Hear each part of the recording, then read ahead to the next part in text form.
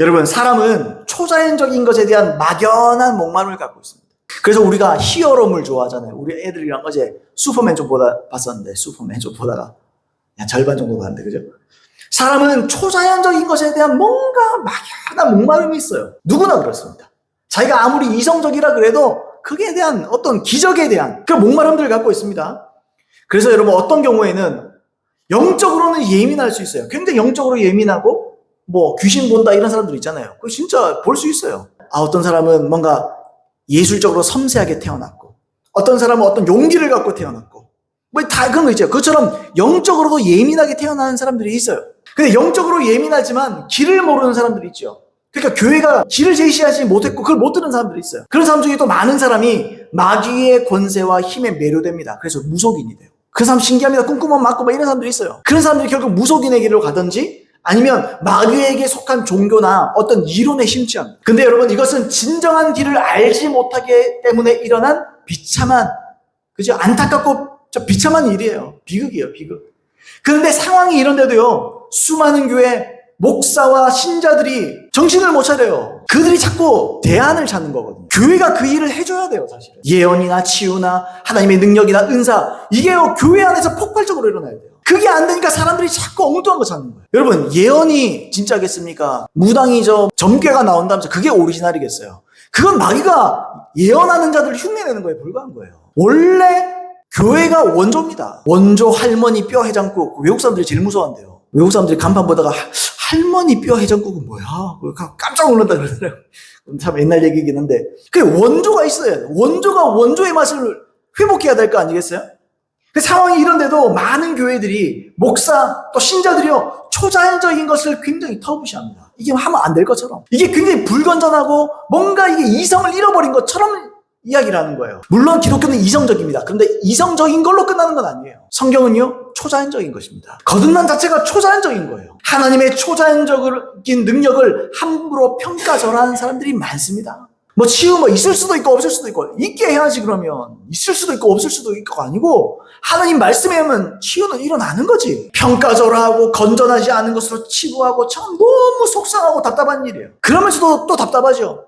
그럼 나도 그게 있어야 되는데. 애초에 예수님의 말씀 자체가요, 예수님의 가르침과 예수님의 선포 자체가요, 권위와 능력을 뿜어내고 있는 말씀이에요. 누가복음 4장에 보시면요, 예수님께서 사역하시는 장면을 기록하고 있습니다. 한번 읽어보겠습니다. 누가복음 4장 32절로 37절을 제가 한번 읽어보겠습니다. 그들이 그 가르치심에 놀라니 이는 말씀이 권위가 있었습니다. 회당에 더러운 귀신 들린 사람이 있어 크게 소리질러 이르되, 아, 나사렛 예수여, 우리가 당신과 무슨 상관이 있나이까? 우리를 멸하러 왔나이까? 나는 당신이 누구인지를 아노니 하나님의 거룩한 자니이다. 예수께서 꾸짖어 이르시되 잠잠하고 그 사람에게서 나오라 하시니 귀신이 그 사람을 무리 중에 넘어뜨리고 나오되 그 사람은 상하지 아니한지라. 다 놀라 서로 말하여 이르되 이 어떠한 말씀인고 권위와 능력으로 더러운 귀신을 명하며 나가는도다 하더라. 이에 예수의 소문이 그 근방 사방에 퍼지니라 그랬어요. 예수의 말씀이 어떤 말씀이었대요?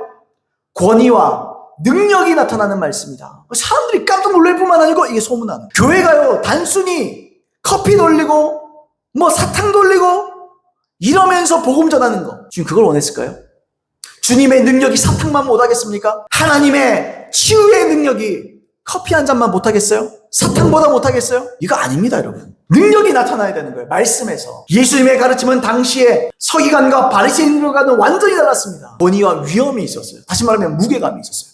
들으면 그 말씀이 다 이게 와닿아요. 전에는 들어도 그런가 보다, 그럴 수도 있겠지 이러는데, 하나님의 말씀은 확신 가지고 찌르는 말씀은요, 너에게 부담을 주는 거예요. 내가 지옥 가면 어떡하나? 내가 저 말씀이 그대로라면 나는 끝이다. 나는 지옥 가는 인생이다. 유죄다, 유죄. 나는 죄인이다. 이런 마음이 들게끔 하는 말씀. 그게 권위 있는 말씀이에요. 근데 그 단순히 그걸로 끝났습니까?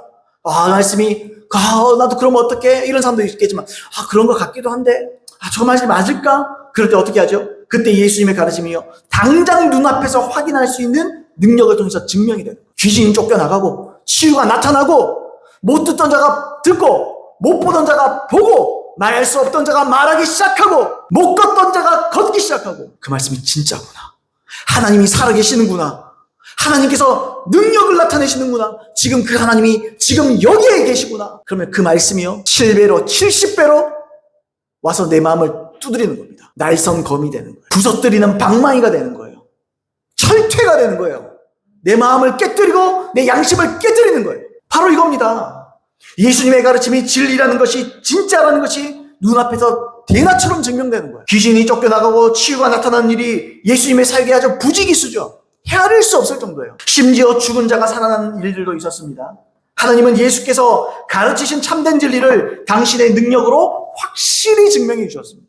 우리는 어떻게 그렇게 할 수 있느냐? 마태복음에 나오잖아요. 주께서 함께하사 그 말씀을 확실히 증거하시니라. 우리도 패턴이 똑같다는 거예요. 교회도 똑같은 패턴으로 해야 되는 거예요. 현대의 많은 교회가요, 많은 자원을 가졌습니다. 건물이며 자본이며 좋은 프로그램이며 수많은 인적 자원, 물적 자원을 다 소유를 하고 있어요. 근데요, 가장 중요한 영적 자원을 빠뜨리는 경우가 너무너무 많습니다. 영적 자원. 여러분, 그게 뭡니까? 기름 부으심입니다. 기름 부으심. 목사가 설교하는데 기름 부으심이요. 사람들이 전도를 해도 기름 부음으로 하는 거예요. 그냥 하는 게 아니에요. 기름 부으심으로 하는 거예요.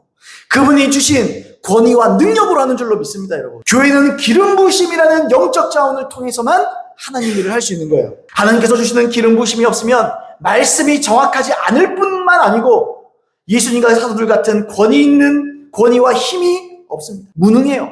능력이 없어요. 그게 무능이지 뭐. 교회 타이틀도 크고 교회는 근데 능력이 없어요, 교회가. 왜요? 기름 부으심이 없기 때문에. 그래서 영혼들의 마음을 찔러 쪼개지를 못합니다. 아까 말씀처럼 날선 검이 되지 못하고 방망이가 되지 못하고 철퇴가 되지를 못해요. 또 기름 부음이 없으니까 하나님의 능력이 따라와서 선포하고 가르친 말씀을 증명할 수 없습니다. 증명되지 않아요. 아, 뭐 그런 것도 있구나. 이론으로 끝나는 거예요. 아, 뭐 주님이 뭐 진짜면 그럴 수도 있겠다. 아, 뭐 저 사람 저렇게 생각하는구나. 그게 고상한 것처럼. 무슨 변론을 한다? 물론 변론을 해야죠. 뭐 그런 거 변증한다? 교회 안에서도 변증하기 유행이고 뭐 설득하려고 했어요. 여러분, 그런 거 설득하는 거 아니에요. 능력으로 설득하는 거예요. 완전한 하나님의 말씀과 능력을 통해서 그걸로 설득을 하는 거예요. 설득. 말로 설득하는 게 아니에요. 한번 믿어볼래? 뭐 어떻게 해볼래? 그러다가 믿는 사람도 있겠죠. 그게 믿어지는 사람들도 있죠. 그죠? 근데 단순히 그게 아니에요. 예수님이 뭐라 그럽니까? 내 말로 인해 믿지 않거든 내 능력을 통해서 믿으라고 해라. 못 믿겠으면 내 능력을 보라고. 그러므로 여러분, 이 시대의 교회, 아니 모든 시대의 교회에 가장 필요한 자원은 무엇이겠습니까? 바로 기름 부으심이. 목사만 기름 부으심이 아니고 여러분도 여러분의 부르심에 따라 기름 부으심이 있으셔야 돼요. 밥을 지을 때도 기름 부음이 있어야 돼요. 그게 밥에 윤기가 나지. 모든 게 마찬가지입니다. 여러분들 안에 기름 부음이 있어요. 이 시대에 참된 하나님의 종이었던 오랄 로버츠 목사님, 제가 이분의 책을 요즘에 좀 많이 이렇게 읽고 있는데, 이분이 젊은 목회자일 때부터 기름 부으심에 대한 중요성을 깨닫기 시작했습니다. 그리고 그분이 이렇게 썼어요. 한번 읽어보겠습니다. 내가 설교를 하는 중에 내게 임하신 주님의 영을 너무도 분명하고 강하게 느꼈던 그런 때들이 있었다. 하나님의 능력이 나를 휘감으셨던 것이다. 우리가 계시의 지식이라고 부르는 말씀들이 내 안에서 흘러 넘쳤다. 그것은 내게 임한 기름 부으심의 능력이었고 그것은 내 설교의 영향력들을 완전히 바꿔놓기 시작했다. 내가 언제 기름 부음을 받았고 그렇지 않은지를 이야기할 수 있었다. 결과에 있어 차이점이 너무도 분명했다. 내 안에 타는 듯한 소망함이 하나님께 순종하고 그분의 백성들의 필요 가운데 그분을 모시는 것이었기 때문에 나는 매번 기름 부으심 가운데 말씀을 선포하실 수 있는 방법을 찾아야 한다는 것을 알게 되었다. 그렇지만 어떻게 해야 한단 말인가? 어떻게 해야 한단 말인가? 어떻게 내게 기름 부음이 오게 한다는 말인가? 이 말이에요. 나는 내가 내 위에 기름 부음을 임하게 할 수는 없다. 아니, 가능한가? 기름 부음을 받았을 때는 내가 무엇을 했고 그렇지 못했을 때는 무엇을 했었지라는 생각을 했다. 내 말과 행동에 기름 부음이 있었을 때와 없었을 때가 이렇게까지 다르다는 것을, 사실 완전히 다르다는 것을 보았기 때문에 나는 모든 공부와 사역의 자리를 내려놓고는 스스로 이렇게 말했다. 이 일을 하나님과 분명하게 해결하고 말겠어. 며칠 동안 나는 다음과 같은 질문들을 나에게 던졌다. 왜 기름 부으심이 매번 임하지 않고 가끔씩 임하는 것일까? 기름 부음이 어떻게 나를 주님 앞에 열려있게 하는가? 어떻게 기름 부음이 내가 평소에 하는 성경 연구보다 더 잘 성경을 깨닫게 하는가? 어떻게 내가 그런 기회를 놓쳤는가? 분명한 것은 내가 주님으로부터 멀지 않다는 것이었다. 내 모든 것을 다해 주님을 사랑했다. 삶의 모든 초점이 나를 부르신 부르심을 완성하는 데 있었다. 그 외에 내가 무엇을 할 수 있겠는가? 어느 날 목사이신 아버지께 이 질문을 드렸다. 아버지는 내가 배운 것에 비하면 교육을 거의 받지 못한 분이셨다. 아버지께서 알고 계시던 성경의 역사나 지리학들은 내가 아는 것과 비교도 안 될 만큼 보잘것없었고, 아버지는 내가 배운 것처럼 성경 각 책들에 있는 사건들을 함께 연관시킬 수도 없으셨다. 그럼에도 아버지께서 설교를 하실 때면 주님의 성령이 그분 위에 온전히 임하셨다. 기름 부으심의 능력이 그분 위에 임할 때 그분은 버릇처럼 손을 들어 왼쪽 귓볼을 만지고 나셨다. 그 순간 사람들은 무엇인가가 자신들을 뚫고 지나가는 것을 느끼게 된다. 하나님께서 그곳에 계신 것을 모두가 알 수 있었다. 아버지께서 사람들을 앞으로 초대해서 그리스도께 결단하도록 하면 사람들은 말 그대로 앞으로 뛰어나왔다. 이 장면은 젊은 목사인 내게 감동의 순간이 아닐 수 없다. 내가 아버지께 기름 부음에 대해서 물었을 때 아버지께서는 아들아, 성경은 그저 단순히 종이 위에 잉크로 글을 기록한 것이 아니란다. 성령께서 위로부터 주시는 통찰력을 내게 주시지 않으시면, 성령께서 내게 영감을 주시지 않으시면, 하나님의 기름 부음이 내 안에 충분하지 않다면 너는 절대 하나님의 말씀을 선포하지 못할 것이다 라고 말씀하셨다. 아버지, 그렇다면 제가 어떻게 해야 할까요? 어떻게 해야 아버지께서 하시는 일을 매번 제게도 일어나게 할 수 있을까요? 얼마나 그렇게 되기를 원하니 오랄? 제 온 마음을 다해서요. 그렇다면 하나님께서 너에게 성령의 기름 부음을 먼저 느끼고 내 존재를 가득 메우기 전까지는 절대 강단에 올라가지 않겠다고 서원을 하거라. 정말 그렇게 해도 되는 건가요? 나는 그렇단다. 항상이요? 아들아, 나는 하나님의 능력이 내게 임하지 않고서는 표현할 수 없이 풍요로운 복음을 선포할 생각은 하지 않기로 했단다. 차라리 먹지 않고 사는 편이 낫지. 이 말들이 마치 벼락처럼 나를 내리쳤다. 아버지께서는 성경을 그렇게 많이 연구했는데도 예수께서 하신 모든 것들이, 그분의 제자들이 행한 모든 것들과 또 주님을 향해 삶이 변화되도록 하는 오늘날의 사역들에 있어 기름 부음 받음이 그 법칙인 것을 보지 못하였느냐라고 말씀하셨다. 나는 천천히 고개를 끄덕여 그렇다고 했다. 나는 아버지께서 핵심을 알고 계심을 깨달았다. 그것은 젊은 목사에게 있어 가장 중요한 일이었고 모든 목자들을 위한 것이기도 했다. 나는 이런 아버지가 내 아버지라는 사실이 너무도 기쁘다. 나는 성경과 내가 사용하는 참고서적으로 돌아가서 주님의 성령 기름 부으심, 주님의 능력 등 같은 말들을 모두 찾아보았다.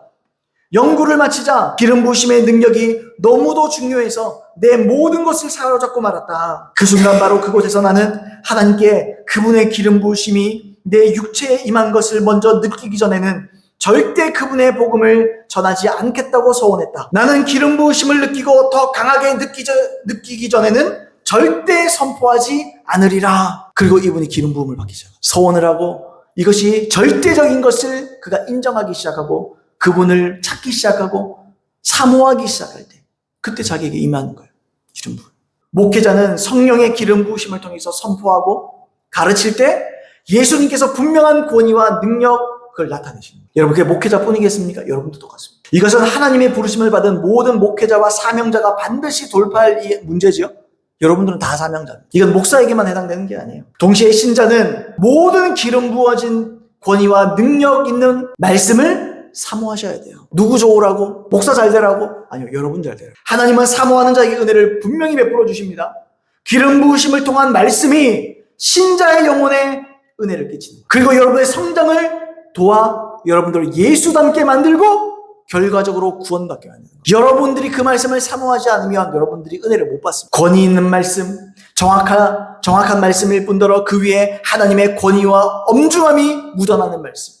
그뿐만 아니라 이 말씀을 성령께서 친히 오셔서 진짜임을, 기적을 나타내므로 보여주는 말씀. 이런 교회를 다니는 것이 가장 행복한 거예요. 이게 가장 이 땅에서 할 수 있는 최고의 유익이요. 성공이 따로 있는 게 아니에요. 그런 교회 찾으면 성공한 거예요, 여러분. 하나님은 신자가 권위와 능력 있는 말씀을 사모해서 기도하기 시작할 때 이에 상응하는 은혜를 부어주십니다. 정리해서 말하면 목회자는 스스로 기름 부음을 위해서 몸부림침과 동시에 신자들 역시 자신들이 받을 은혜를 위해서 목회자의 기름 부으심을 위해서 또 자기에게 부어질 기름 부음을 위해서 사모하고 기도해야 돼요. 그러면 목사가 돌파하고 여러분이 돌파합니다.